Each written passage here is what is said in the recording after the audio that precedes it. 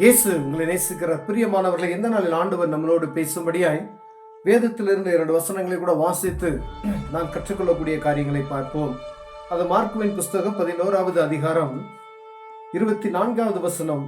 ஆதலால் நீங்கள் ஜெபம் பண்ணும் போது எவைகளை கேட்டுக்கொள்வீர்களோ அவைகளை பெற்றுக்கொள்வோம் என்ற விசுவாசியுங்கள், அப்பொழுது அவைகள் உங்களுக்கு உண்டாகும் என்று சொல்லுகிறேன். நீங்கள் நின்று ஜெபம் பண்ணும் போது ஒருவன் பேரில் உங்களுக்கு யாதொரு குறை உண்டாயிருக்குமா, ஆனால் பரலோகத்தில் இருக்கிற உங்கள் பிதா உங்கள் தப்பிதங்களை உங்களுக்கு மன்னிக்கும்படி அந்த குறையை அவனுக்கு மன்னியுங்கள். நீங்கள் மன்னியாதிருப்பீர்களானால் பரலோகத்தில் இருக்கிற உங்கள் பிதா உங்களுக்கு தப்பிதங்களை மன்னியாதிருப்பார் என்றார். பிரியமானவர்களே, ஆண்டவராகிய இயேசு கிறிஸ்து இந்த வார்த்தைகளை சொல்லுகிறார். பிரியமானவர்களே, விசுவாசமுள்ள ஜெபம், விசுவாசத்தோடு நீங்கள் எதை கேட்பீர்களோ அதை பெற்றுக்கொள்வீர்கள் என்று அந்த விசுவாசத்தோட கேட்கணுமா.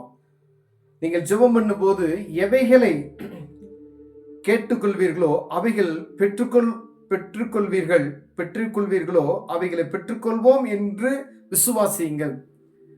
ஜெபிக்கும் பொழுதே இது கிடைக்கும் கிடைக்காது அப்படின்ற ஒரு சந்தேகத்தின் பேரில் ஜெபம் செய்யாதபடி, ஜெபம் செய்யும் பொழுது தேவ சமூகத்துக்கு நான் போறேன், ஆண்டவர் எனக்கு அற்புதம் செய்வார் என்ற விசுவாசத்தோடு ஆண்டவர் ஜெபம் செய்ய சொல்லுகிறார். பிரியமானவர்களே, இயேசு அவர்களை நோக்கி தேவனிடத்தில் விசுவாசம் உள்ளவராய் இருங்கள். விசுவாசம் இல்லாதபடி ஒரு அற்புதத்தை நாம் பெற்றுக்கொள்ள முடியாது. எவனாகிலும் இந்த மலையை பார்த்து பெயர்ந்து சமுத்திரத்திலே தள்ளுண்டு போய் என்று சொல்லி தான் சொன்னபடியே நடக்கும் என்று தன் இருதயத்தில் சந்தேகப்படாமல் விசுவாசித்தால் அவன் சொன்னபடியே ஆகும் என்று மெய்யாகவே உங்களுக்கு சொல்லுகிறேன் என்று சொல்லுகிறார். பிரியமானவர்களே, ஒரு மலையை பார்த்து கடல்ல போய் விழு அப்படின்னு சொன்னா அந்த மலை போய் என்ன செஞ்சிருமா, கடல்ல விழுந்துருமா. அப்ப பாருங்க, அப்ப விசுவாசம் எப்படி இருக்க வேண்டும் என்று ஆண்டவர் விரும்புகிறார் பாருங்க.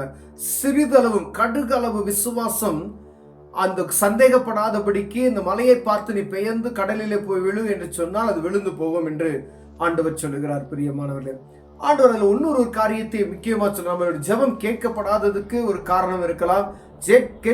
ஜெபிக்கிற ஜெபம் நாம் கேட்கும்படியாய் ஆண்டவர் சமூகத்துல, அந்த ஜெபம் ஆண்டவர் சமூகத்துல நம்ம எதை கேட்டுக்கொள்வோமோ அதை பெற்றுக்கொள்வதற்கு நம்ம இன்னொரு காரியம் இருக்குது முக்கியமா. பாருங்க, நீங்கள் நின்று ஜெபம் பண்ணும்போது ஒருவன் பேரில் உங்களுக்கு யாதொரு குறை உண்டானால், யாருக்காவது நம்ம மற்றவங்க பேர்ல ஒரு மனக்கசப்போ ஒரு குறையோ வச்சிருந்தா அதை நீங்க சரி பண்ணுங்க அப்படின்னு சொல்றாரு ஆண்டவர். ஒருவேளை நீ அதை சரி பண்ணல, அந்த பாவத்தை நீ மன்னிக்கல, அவனுக்கு நீ மன்னிக்கல அப்படின்னு சொன்னா ஆண்டவர் நினைச்சா உங்க தப்பிதங்களை நான் மன்னிக்க மாட்டேன் என்று சொல்லுகிறார். பிரியமானவர்களே, அப்ப நம்ம யாருக்காவது கடன் கொடுக்கிற, நம்ம கிட்ட யாராவது கடன் வாங்கியிருக்கவங்களுக்கு நம்ம மன்னிச்சோம்னா ஆண்டவர் நம்முடைய கடன்களை மன்னிப்பார். ஒருவேளை நம்ம இறங்காதபடிக்கு, நம்ம ஒரு உதவி செய்யாதபடிக்கு ஆண்டவர்கிட்ட அற்புதத்தை நான் பெற்றுக்கொள்ள முடியாது. பாருங்க, உங்க பாவங்களை நான் மன்னிக்க மாட்டேன் அப்படின்னு சொல்லியிருக்கிறார். அப்போ ஒரு ஜெபிக்கும் பொழுது ஆண்டவர் சமூகத்துல எந்த காரியமா இருந்தாலும் அந்த காரியத்தை, கர்த்தருக்கு சித்தமான காரியத்தை ஆண்டவர் தருவார். அப்படி தரும் பொழுது கொஞ்சம் சந்தேகப்படாதபடி, ஆண்டவரே இந்த காரியத்தை எனக்கு செய்யுங்கன்னு சொல்லி தேவ சமூகத்துல போய் அமர்ந்து ஜெபிக்கும் பொழுது ஆண்டவர் அற்புதம் செய்ய வல்லமையுள்ளவராக இருக்கிறார். பிரியமானவர்களே, மனசுக்குள்ள பலவிதமான காரியங்கள் வரும். ஜெபிக்கும் பொழுது இது கிடைக்குமா கிடைக்காதா இப்படிப்பட்டதான காரியத்தை கொண்டு வருகிறோம் சத்துரு. பாருங்க, நீங்க தேவ சமூகத்துக்கு போறது ஆண்டவர் அற்புதம் செய்வார் என்ற ஒரே விசுவாசத்தோடு நம்ம தேவ சமூகத்துல ஜெபிக்கிறோம். அந்த காரியத்துக்கு எந்த காரியமா இருந்தாலும் சரி, ஆண்டவர் சமூகத்தில் உங்க தொழில் காரியமா இருக்கலாம், பிள்ளைகளுடைய திருமண காரியமா இருக்கலாம், பலவீனமா இருக்கலாம், ஆண்டவர் இது போகணும் அப்படின்னு சொல்லி ஆண்டவர் சமூகத்தில் நம்ம ஜெபிக்கும் பொழுது விசுவாசத்தோடு ஜெபிக்கணும். விசுவாசம் இல்லாதபடி கர்த்தரை தரிசிக்க முடியாது. விசுவாசம் இல்லாதபடி எந்த ஒரு காரியத்தை ஆண்டவர் சமூகத்திலிருந்து பெற்றுக்கொள்ள முடியாது. பிரியமானவர்களே, விசுவாசம் எவ்வளவு முக்கியமானது பாருங்களேன். நம்ம முற்பதாக்கள் பூரா விசுவாசத்தின் பாதையிலே நடந்து வந்திருக்காங்க. விசுவாசத்தினால அனைத்து காரியத்தையும் ஜெயம் கொண்டிருக்கிறார்கள். பிரியமானவர்களே, இப்ப விசுவாசம் கிறிஸ்தவர்களாகிய நமக்கு எவ்வளவு முக்கியம் என்பதை நாம் அறிந்து கொள்ள வேண்டும். விசுவாசம் இல்லாதபடி ஆண்டவர் சமூகத்துல பிரியமா இருக்கிறது முடியாது. நீ விசுவாசித்தானா, எந்த ஒரு இயேசு கிறிஸ்து எனக்காக பாவத்தை மன்னித்திருக்கான விசுவாசம் தான். அவர் என்னை இப்ப சொந்த பிள்ளையா ஏற்றுக்கொண்டிருக்கிற விசுவாசம் தான்.